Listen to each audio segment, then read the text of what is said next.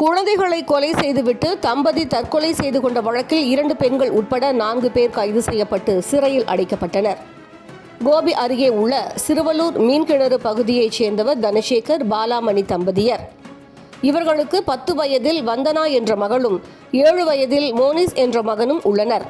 கணவன் மனைவி இருவரும் அவ்வப்போது கார்மெண்ட்ஸ் நிறுவனத்தில் வேலை செய்து வந்துள்ளனர். இந்நிலையில் கடந்த சில நாட்களுக்கு முன்பு குளிர்பானத்தில் விஷம் கலந்து மகள் வந்தனா மற்றும் மகன் மோனிஸுக்கு கொடுத்துவிட்டு தனசேகரும் பாலாமணியும் அதே விஷத்தை குடித்து உயிருக்கு போராடி கொண்டிருந்தனர். இவர்களை அருகில் இருந்தவர்கள் மீட்டு சிகிச்சைக்காக பெருந்துறையில் உள்ள அரசு மருத்துவக் கல்லூரி மருத்துவமனைக்கு அனுப்பி வைத்தனர். ஆனால் வழியிலேயே தனசேகரும் பாலாமணியும் உயிரிழந்தனர். அதைத் தொடர்ந்து வந்தனாவும் மோனிஸும் கோவை அரசு மருத்துவக் கல்லூரி மருத்துவமனையில் அனுமதிக்கப்பட்டு அங்கு சிகிச்சை பலனின்றி உயிரிழந்தனர். இதுகுறித்து சிறுவலூர் போலீசார் வழக்கு பதிவு செய்து விசாரணை நடத்தி வருகின்றனர். இந்நிலையில் குழந்தைகளை கொலை செய்துவிட்டு தம்பதி தற்கொலை செய்து கொண்ட வழக்கில் பைனான்ஸ் உரிமையாளர் மற்றும் 2 பெண் தரகர்கள் உட்பட 4 பேர்தான் காரணம் என தற்கொலை செய்து கொண்ட தனசேகர் எழுதி வைத்திருந்த கடிதத்தை அவரது உறவினர் தங்கராசு சிறுவலூர் காவல் நிலையத்தில் ஒப்படைத்தார்.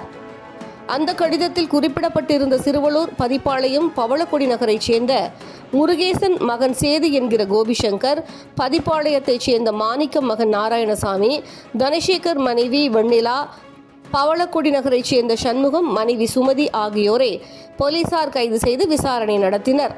போலீசார் நடத்திய விசாரணையில் சேது நாராயணசாமி, வெண்ணிலா, சுமதி ஆகியோர் தனசேகர் மைக்ரோ பைனான்ஸ் மற்றும் சுய உதவிக்குழுவில் கடன் பெறுவதற்கு ஏஜென்ட்டாக பணியாற்றியுள்ளனர்.